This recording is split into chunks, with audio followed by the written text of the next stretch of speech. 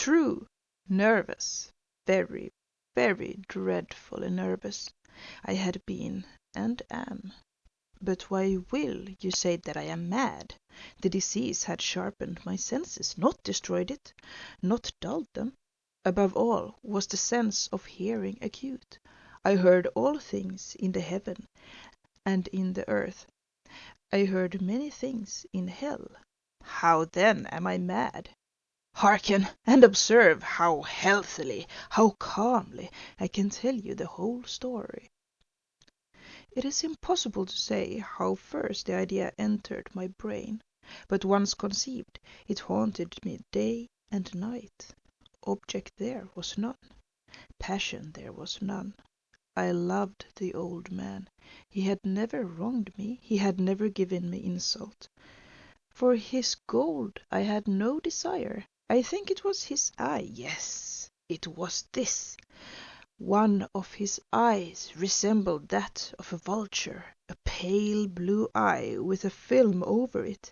Whenever it fell upon me, my blood ran cold, and so by degrees, very gradually, I made up my mind to take the life of the old man, and thus rid myself of the eye forever. Now this is the point. You fancy me mad. Madmen know nothing, but you should have seen me. You should have seen how wisely I proceeded, with what caution, with what foresight, with what dissimulation I went to work.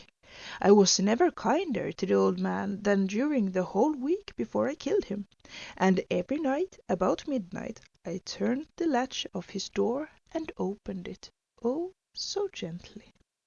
And then, when I had made an opening sufficient for my head, I put in a dark lantern, all closed, so that no light shone out. And then I thrust in my head. Oh, you would have laughed to see how cunningly I thrust it in. I moved it slowly, very, very slowly, so that I might not disturb the old man's sleep. It took me an hour to place my whole head within the opening, so far that I could see him as he lay upon his bed. Ha! Would a madman have been so wise as this? And then, when my head was well in the room, I undid the lantern, cautiously, oh, so cautiously, for the hinges creaked. I undid it just so much that a single thin ray fell upon the vulture eye, and this I did for 7 long nights, every night just at midnight, but I found the eye always closed. And so it was impossible to do the work, for it was not the old man who vexed me, but his evil eye. And every morning, when the day broke, I went boldly into the chamber, and spoke courageously to him, calling him by name in a hearty tone, and inquiring how he had passed the night. So you see, there would have been a very profound old man, indeed, to suspect that every night, just at 12, I looked in upon him while he slept. Upon the 8th night, I was more than usually cautious in opening the door. A watch's minute hand moves more quickly than did mine. Never before that night had I felt the extent of my own powers, of my sagacity. I could scarcely contain my feelings of triumph. To think that there I was, opening the door little by little, and he not even dream of my secret deeds or thoughts. I fairly chuckled at the idea, and perhaps he heard me, for he moved on the bed suddenly, as if startled. Now you may think I drew back, but no. His room was as black as pitch, with a thick darkness, for the shutters were fastened, through fear of robbers, and so I knew that he could not see the opening of the door, and I kept pushing it on steadily. I had my head in, and was about to open the lantern, when my thumb slipped upon the thin fastening, and the old man sprang up in the bed, crying out, "Who's there?" I kept quite still, and said nothing.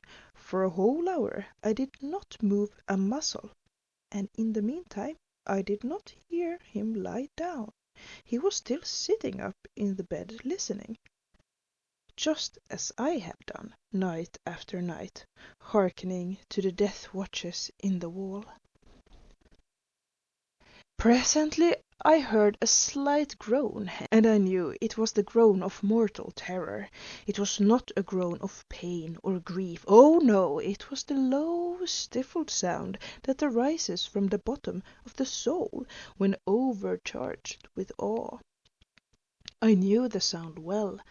Many a night, just at midnight, when all the world slept, it has welled up from my own bosom, deepening with its dreadful echo the terrors that distracted me. I say I knew it well. I knew what the old man felt, and pitied him. Although I chuckled at heart, I knew that he had been lying awake ever since the first slight noise, when he had turned in the bed. His fears had been ever since growing upon him. He had been trying to fancy them causeless, but could not. He had been saying to himself, "It's nothing but the wind in the chimney," "It is only a mouse crossing the floor," or "It's merely a cricket which has made a single chirp." Yes, he had been trying to comfort himself with these superstitions, but he had found all in vain, because death, in approaching him, had stalked with his black shadow before him, and enveloped the victim, and it was the mournful influence of the unperceived shadow that caused him to feel, although he neither saw nor heard, to feel the presence of my head within the room. When I had waited a long time, very patiently, without hearing him lie down, I resolved to open a very, very little crevice in the lantern. So I opened it, you cannot imagine how stealthily, until at length a single dim ray, like the thread of the spider, shot from out the crevice and fell upon the vulture eye.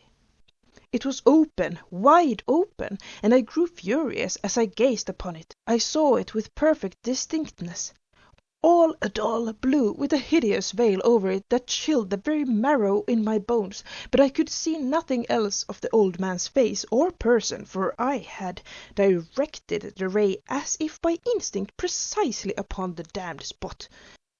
And now have I not told you that what you mistake for madness is but over-acuteness of the senses? Now I say there came to my ears a low, dull, quick sound, such as a watch makes when enveloped in cotton. I knew that sound well too. It was the beating of the old man's heart. It increased my fury, as the beating of a drum stimulates the soldiers into courage. But even yet I refrained and kept still. I scarcely breathed. I held the lantern motionless. I tried how steadily I could maintain the ray upon the eye. Meantime the hellish tattoo of the heart increased. It grew quicker and quicker, and louder every instant. The old man's terror must have been extreme. It grew louder, I say louder, even every moment. Do you mark me well? I have told you that I am nervous. So I am.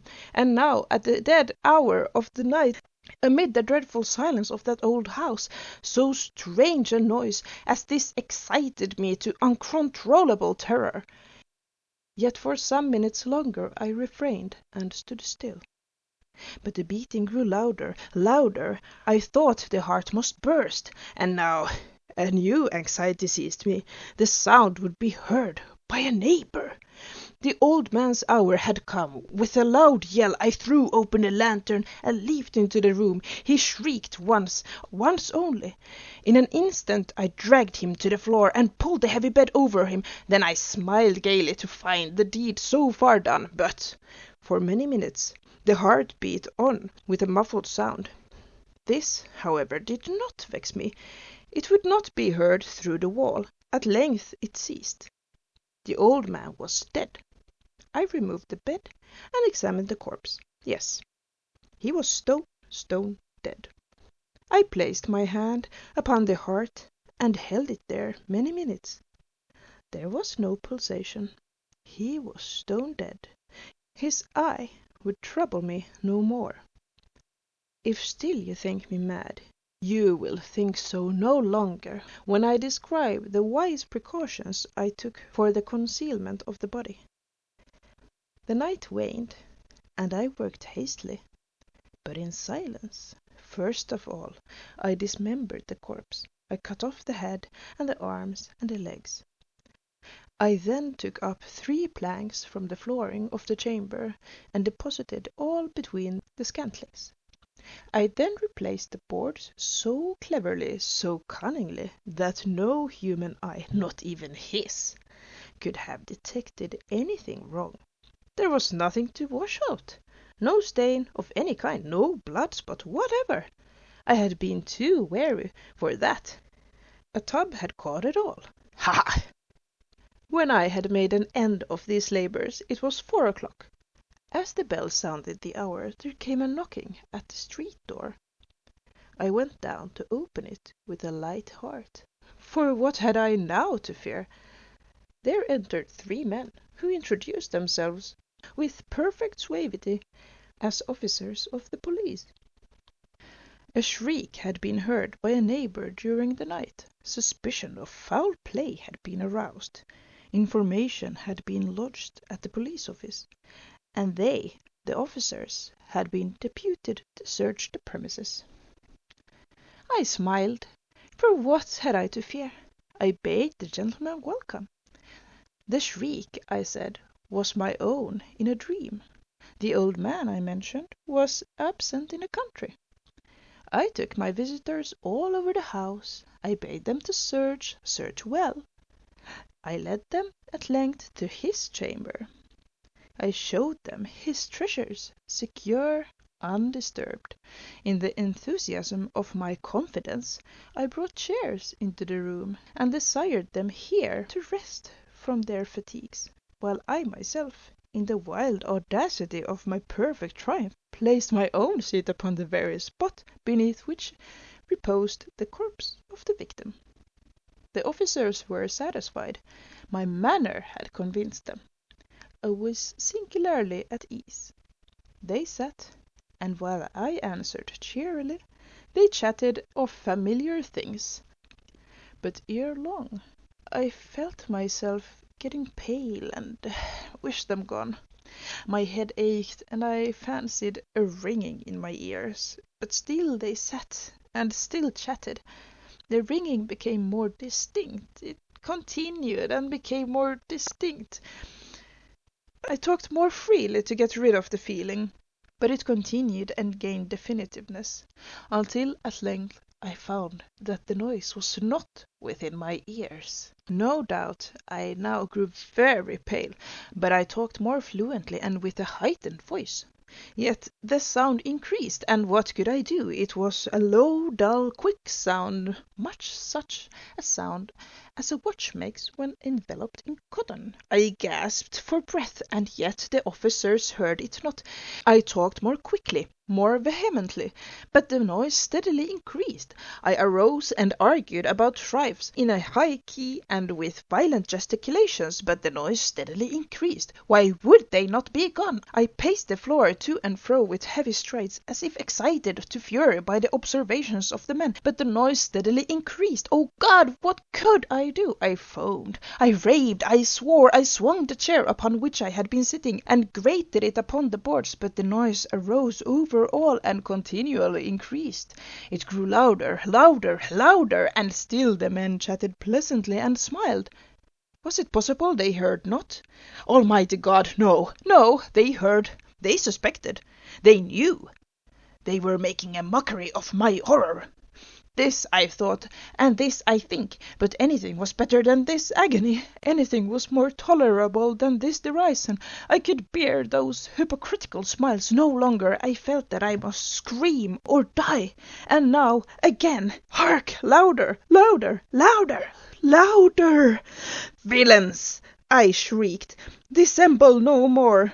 I admit the deed. Tear up the planks. Here, here. It is the beating of his hideous heart.